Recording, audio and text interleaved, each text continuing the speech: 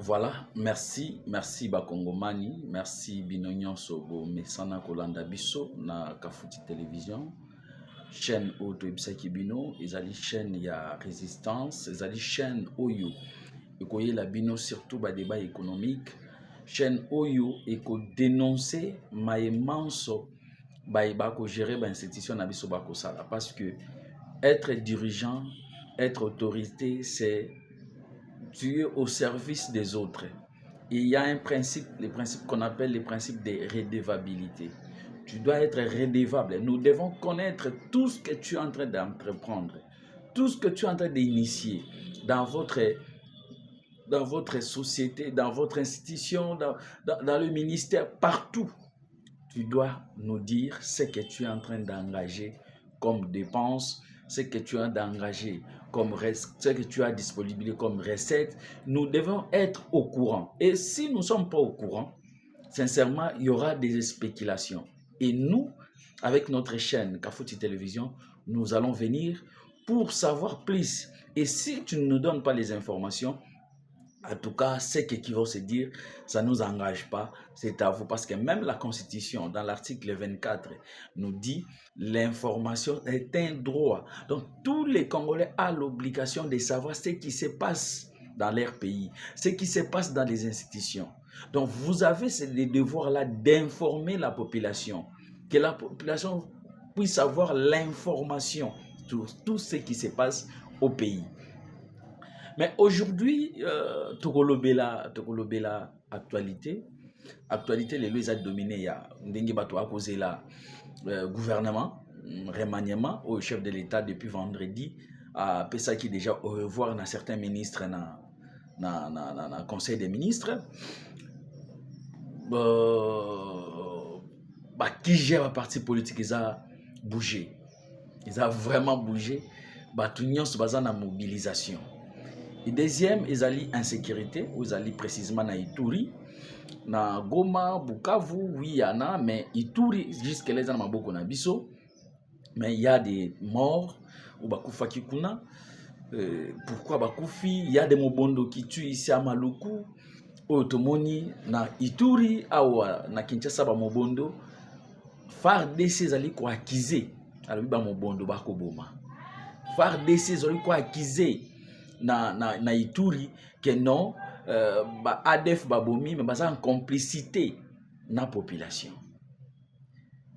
mais na mituni to banda pena wana est-ce que FARDC azali wana pona ko acquiser to pona ko appliquer ce qui n'atangi si je ne me trompe pas l'article il y a la constitution na biso l'article 200 non 190, 192, si je ne m'abuse pas, les FARDC sont là pour défendre l'intégrité territoriale de notre pays. Les FARDC sont là pour défendre nos frontières. Donc, na loi moko tengai na tikala komona, oyo balobi ke FARDC za on a pu dénoncer. Na tikala komona ngote. Je sais pas bino ba ibokolanda biso. Ce qui est qu'il y a un article dans la loi nabiso kobanda na constitution ko kita na ba loi organique. S'il y a une loi qui parle que les FARDC est là pour dénoncer ceux qui font du mal dans notre territoire. Mais je ne sais pas quel mot que je peux employer. Comment les FARDC peuvent commencer à dénoncer, a dit que non, les Mobondo. Donc, je ne sais pas. Là, ndenge bazo accuser Mobondo, ndenge bazo dénoncer Mobondo. Pour que Mobondo yango moko ba se retirer. Congo tokomona ebele bandeko na ngai. Congo tokomona ebele. FARDC akomi dénoncer balobi na komanda babomi batu. Ils ont complicité na population. Mais vous êtes là pourquoi? Personnellement, je sais que vous n'avez pas assez de moyens pour faire votre travail comme il faut. Parce qu'aujourd'hui, les moyens, ce n'est pas les FARDC qui doivent mettre en place. Tout le matériel que les FARDC ont besoin, ce n'est pas les militaires qui vont mettre ça en place, c'est le gouvernement. Mais que fait notre gouvernement pour structurer notre armée? Que fait notre gouvernement pour organiser notre armée? C'est depuis 2018 que le régime est en place. Aujourd'hui, si j'entends les membres du gouvernement ou les membres de l'Union sacrée parler que non, notre armée n'est pas bonne, notre armée, c'est Kabila qui avait laissé. Oui, Kabila a laissé, mais vous êtes là au moins 7 ans. Qu'est-ce que vous avez fait pour la formation des militaires, pour l'équipement des militaires, le salaire des militaires? Par là, je suis reconnaissant. Hier, j'ai vu un policier qui a témoigné devant moi, me dit, en tout cas moi avant, je touchais 250 000 francs, mais aujourd'hui je touche 800 000 francs. Et ça me permet de payer le loyer, ça me permet de mettre un peu de la provision à la maison et de faire des petits besoins. Mais ce n'est pas suffisant, mais c'est un pas. Là, j'ai sali, parce qu'il m'a confirmé que les derniers policiers touchent, si c'est 540 000 francs. Ça, c'est quelque chose à encourager. Nous encourageons. Mais ça ne suffit pas au regard de la potentialité qui est dans notre pays. Notre pays est riche. Notre pays a plein de potentialités. Donc aujourd'hui, nous ne pouvons plus parler. Il y a aux armées nabiso ezokokate, aux armées. Non, parce que nous avons tout. Nous avons tout. Ba minéraux oyo na mboka na biso. Ezo permettre biso tout développer mboka na biso. Pourquoi? Parce que ceux qui nous gèrent sont là pour leurs propres gré, pour leurs propres intérêts. Ba mususu bayaka aye comme mokonzi, mais ayebi te pourquoi ça mokonzi. Mususu azawana azata vision morote, azata projet morote, mais il veut seulement être chef. Il veut seulement diriger. Et le résultat, c'est la population qui paie l'empathie. C'est la population qui est dans la misère. C'est la population qui est je ne sais pas. Chez moi, dans les Kouilou, on m'a appelé hier, on me dit, bah quoi chez corps, bah comme ebele. Na mission toumi qui a bah quoi chez corps, bah lobby, bah ko senga bah serre de pauvres, bah zongi ça, nini, comment on appelait? À l'époque, on appelait quoi? Sika il y a prise en charge, il y a ma sœur banda kozwa bano bazana santé kitoko te ba santé médiocre bando pesa bango kolia bando pesa bango komela eti mwana ko se rétablir azongi pa na bango. Et lelo il y a beaucoup de personnes qui est en train de demander que ba yeba kozo ba ma sœur ba yeba kozongi sa yango parce que quoi chez corps ba komebele. Mboko ba ko loba diamant eza. Mboko ba lobi nini ba oreza. Mboko ba lobi quel minerai bisto lukana mboka. Et il y a des gens qui passent aussi à la télé, bah quoi inventer, bah lobi tout ça minerai tel, tout un minerai tel, sans honte. Mais tala eta ya mboka. Tala eta ya armée na biso. Tala eta ya la police na biso. Ba service de sécurité nyonso par terre. Mais mboka na balobi, c'est un pays riche. Non, soyons sérieux. Soyons sérieux. Nous sommes riches en quoi?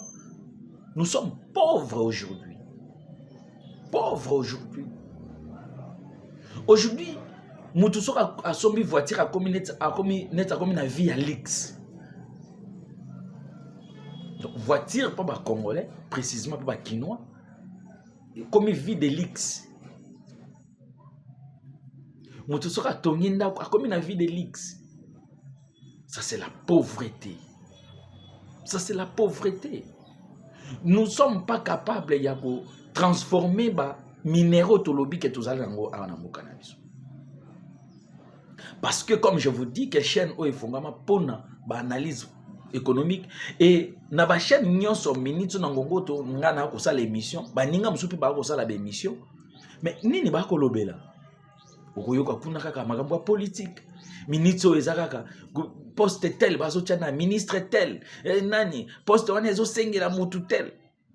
On dit calcul politique na calcul politique. Quel est le vrai problème ya ba Congolais? Nani azolobela yango? Aujourd'hui balongo batie Wameso comme gouverneur ya banque. Qui a fait des débats sur ça? Quelle est la mission principale de la Banque centrale? Wameso akekuna poisa la nini? Qui a nana olobela yango? Il y a un silence radio. Il y a un silence radio. Il y a un silence radio. Parce que les Congolais, ce qui intéresse les Congolais, c'est de savoir Nana Rosala ministre ya mine, Nana Rosala ministre ya hydrocarbures, Nana Rokoma DG à DGDA. Voilà ce que les Congolais ça la débat na bango. Quel jour tu ça la débat, journaliste bengi politique, non ça la débat sur comment mobiliser les recettes dans RDC. Quelles sont les mesures ou quelles sont quelles sont les mesures à prendre pour que tu vas augmenter les recettes dans Bokanabiso. Aujourd'hui sur le plan central, c'est la DGDA, la DGI et la DGREAD. Quelles sont les réformes, quelles sont les politiques publiques à mettre en place pour que entreprise ou service parce que ça service il y a ministère il y a finance augmenter sa recette na bango. Quelles sont les réformes à mettre en place? Quelles sont les réformes à mettre en place? Et qui n'a ça là débat tout ça sur le plan provincial. Le lot Kinshasa ba gouverner non tout ça en bon côté, tout ça en bon côté. Or Kinshasa a 3 impôts et Kinshasa a 163 taxes. Kinshasa aujourd'hui, si on mettait la bonne fiscalité, Kinshasa a causé la rétrocession et Kinshasa peut être province riche plus que là-bas. Aujourd'hui, quand je vois Bakumisa, Fifi Masuka là-bas, et Bumba ici, Akolala naye, à Bumba ici, Kembongo Izate, j'ai des larmes aussi. J'ai des larmes aussi. Depuis que Bumba est là avec depuis tout Bazawana, exécutif Nemo Bimba, na organe délibérant. Quelles sont les réformes qu'ils ont amenées pour que augmenter la recette de la ville province de Kinshasa? Réforme ou les animes. Et il y a des députés et professeurs qui sont là, ils ne savent même pas pourquoi ils sont députés. Kinshasa Mbongo Izate. 3 impôts. Impôt foncier, impôt sur le revenu locatif, impôt sur la circulation routière. 3 impôts. Et dans 3 impôts, si c'est moi le gouverneur, si je suis à la tête de la ville-province de Kinshasa, je cherche un bon fiscaliste, je le mets à la tête de la DGRK, je pars, je propose au Conseil des ministres des réformes, comme réforme sur l'impôt sur le revenu locatif, il faut décentraliser à mon niveau provincial et qui t'a à niveau de chef de quartier, n'est pas comme un agent, il y a qu'à percevoir impôt donc qu'à percevoir mais qu'au lande l'abattoir qui est de foutre à mon banque, vous allez voir que en espace il y a 1 année, après 1 année, Kinshasa est à la paradis. Quand on a un impôt moko sur le revenu locatif, je vais délocaliser la ville de Kinshasa et amener la ville de Kinshasa Maluku, Nsele. Je vais construire des logements. Nambongoya, impôt foncier. Nambongoya, impôt foncier. Nakotonga logement. On ça l'agriculture. Si je suis le gouverneur de la ville province de Kinshasa, sans même que c'est Nambongoya, rétrocession. Ce qui est, c'est la loi qui exige. Je vais y prendre. Mais sinon, je vais travailler, amener des réformes. pour que tu augmenter la recette interne à ville province à Kinshasa. Est-ce que Bumba atikala pe kolota qu'un jour à la gouverneur? Je ne crois pas. Kotalaga et ça les linaye. Et ça les linaye. Donc Kinshasa a beaucoup de moyens plus que là-bas. Kinshasa a beaucoup de moyens plus que le Haut-Katanga. Kinshasa a plus de moyens plus que Nord Kivu et Sud Kivu. Mais aujourd'hui, voilà les gens qui sont à la tête de la province de Kinshasa. Maintenant, si je monte un peu, quelle est la vision globale de notre pays? Parce que la vision, c'est le chef de l'État. Quelle est la vision du chef? À chaque fois, moi, je me pose des questions. Quelle est la vision du chef de l'État? Je venais de parler ici sur l'armée. Armée n'a pas de chef de l'État ici, sur armée, c'est Koufa. Ils sont malades, il faut guérir. Est-ce qu'aujourd'hui, chef de l'État a guérir l'armée ou a toté? Qu'est-ce qui manque? Le moyen ou quoi? Aujourd'hui, à Golo Bateke Mbongo Nyos to noté ka Colbalt na tiango pour structurer l'armée. Mbongo Nyos na noté ka diamant, il faut structurer la police. Mbongo Nyos na noté ka zen, faut to tiango na investissement tel. Il y a des réformes qui se font en 2010 si je ne m'abuse pas. La réforme, il y a l'agent public, les agents publics de l'État. Comment recruter un agent public? La masse salariale, est-ce qu'aujourd'hui c'est applicable? C'est la question que nous nous posons, c'est applicable. Et pourquoi nous n'appliquons pas? Vous allez voir dans les médias, les gens qui se disent, moi je suis juriste, moi je suis... Donc, ces pays, Oyo, il faut que vous soyez économiste, fiscaliste. Parce que les politiques, les politologues, les juristes sont en train de nous embrouiller. Parce que chez nous, les fiscalistes, c'est les recettes qui comptent. C'est les recettes qui comptent. Mais là-bas, il y a beaucoup de théories. Et les théories ne nous amènent à rien. À rien. C'est regrettable. Ça nous fait très mal en voyant que notre pays est en train de s'effondrer. Et nous sommes là, nous sommes en train d'assister. Et c'est qui? Surtout la jeunesse. Jeunesse, ils ont assisté effondrement à Congo. Jeunesse, ils ont assisté, ils ont accompagné Bamiyibi. Jeunesse, ils ont yembe la Bamiyibi. Mais vous êtes complices. Je vous dis à tout moment, Lumumba, Kasavu Kizenga, Babundela Mboko, Bazana Agini. Mais Agina Bisso.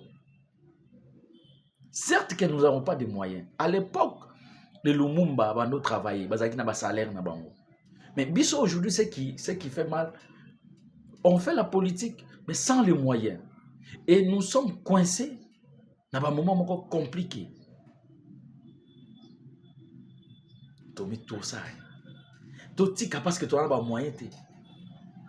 Il y a une initiative, tu as des moyens, mais tu crées une chaîne pour que tu puisses communiquer avec les Congolais. Tu puisses la force. Force wana ezaka bisote ya wana Kinshasa ezaba Congolais partout bozali.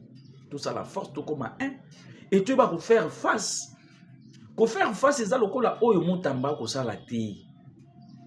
Mutamba za na bitumba na ye ye moko côté ba libela ba mbongo na bango côté ba sala ba makambo na bango etali bisote. Mais biso ba jeune sengeli tout ça la force. Ya ko sala front contre bandeko contre ba papa na biso oyo ba boma éducation na biso parce que biso tozala na connaissance suffisante te bo bango ba dominer biso bazwa bana na bango batinda bakenda kotanga na poto soki bazongi batie bango ba assistant bakomi kotambola na bango po ba remplacer bango et nous tokoma lokola ba marche pied na bango tokoma ba marche pied na bango.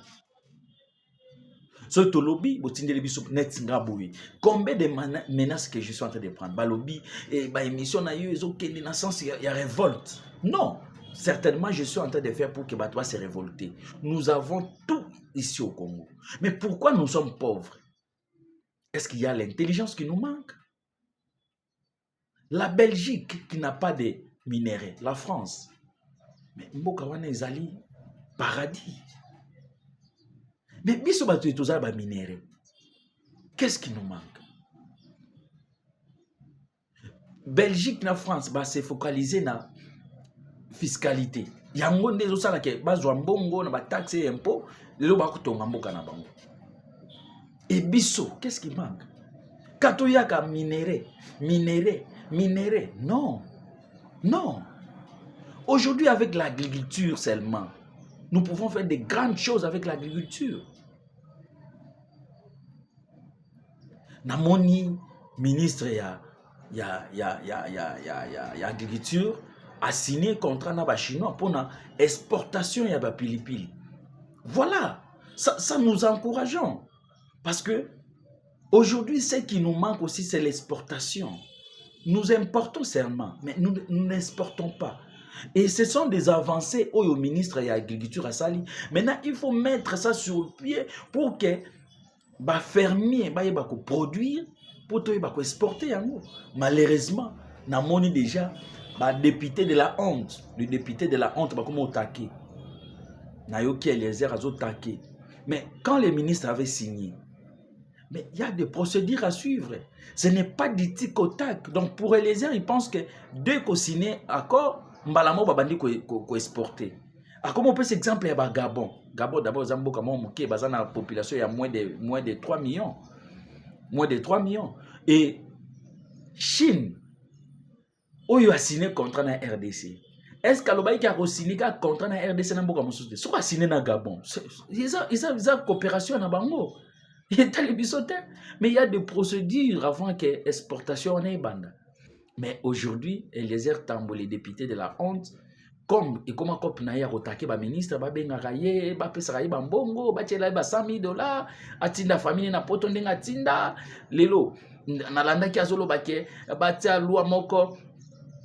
Mais c'est à lui hein, il y a proposer ba loi wana. Parce qu'il est député national. Mais il y a une proposition, azo sala. Na ebité si qu'on a na komemango na ensemble pour pas voter. Ba toazo wakasu ba politicien ba kenda rozo asu soin na étranger té. Mais ba na nona moi sino bazana Kinshasa té. Bazana loja koto utata, bazana poto ti. Bazana poto. Donc Eliezer tika makambo zo sala wana, o sala yango ebele to yebi yango. Respecte-toi. Accord au ministre de l'Agriculture a signé. Biso toujours saluer yango. Surtout moi, en tant que fiscaliste, je salue ça.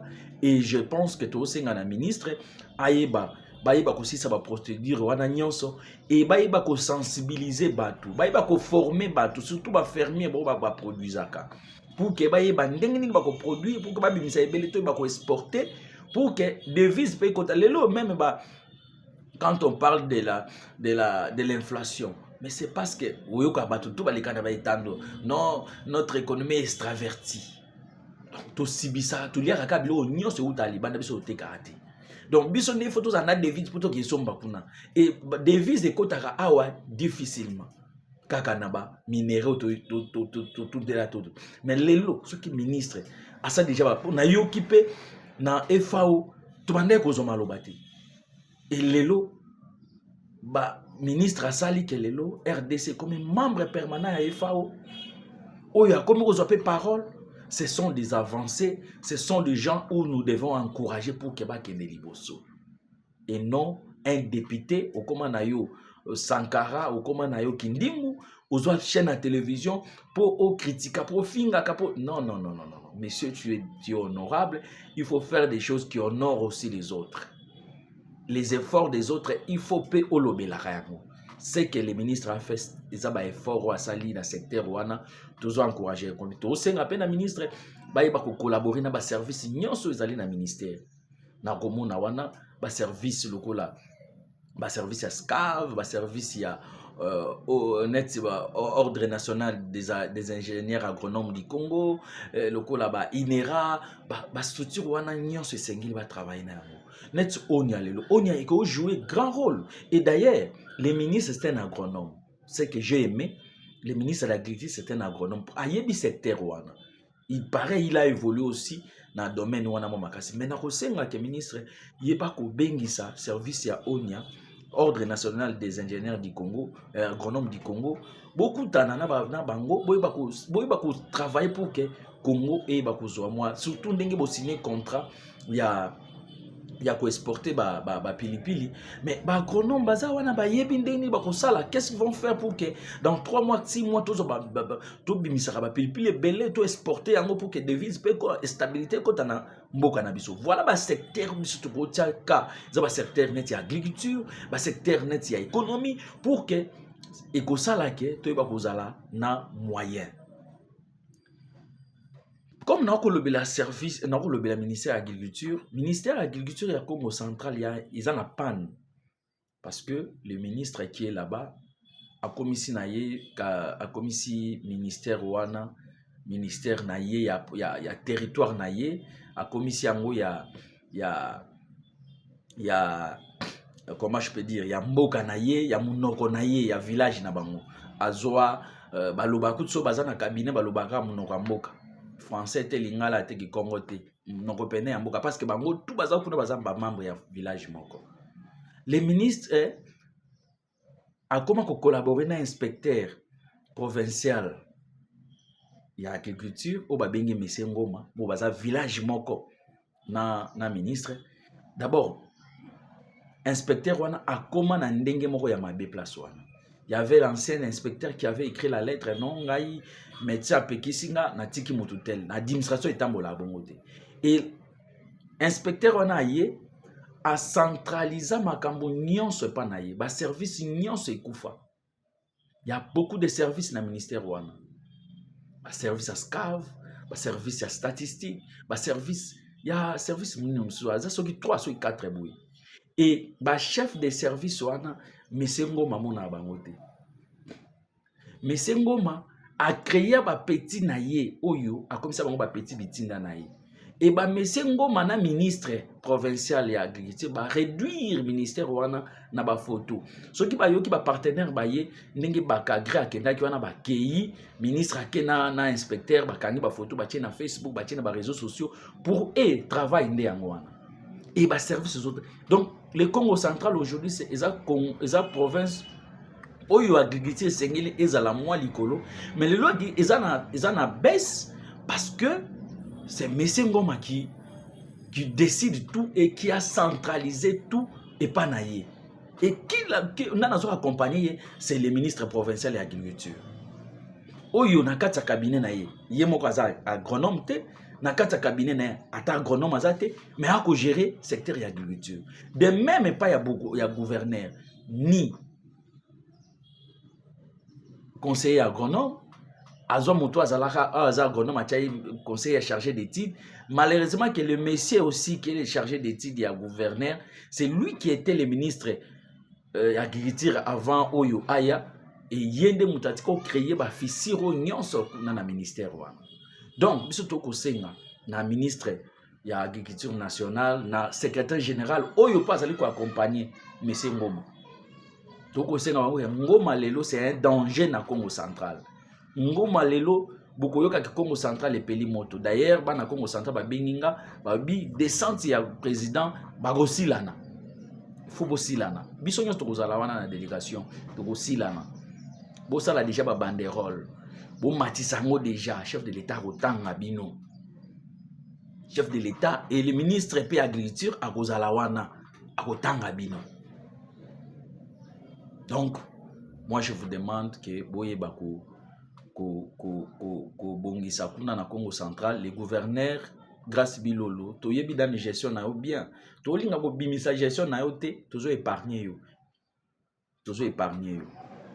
donc voilà ce que je peux vous dire aujourd'hui totikala na chaîne na biso Kafouti télévision et bo contribuer bo komela biso bo sala ba critique pour que chaîne na biso ekende liboso.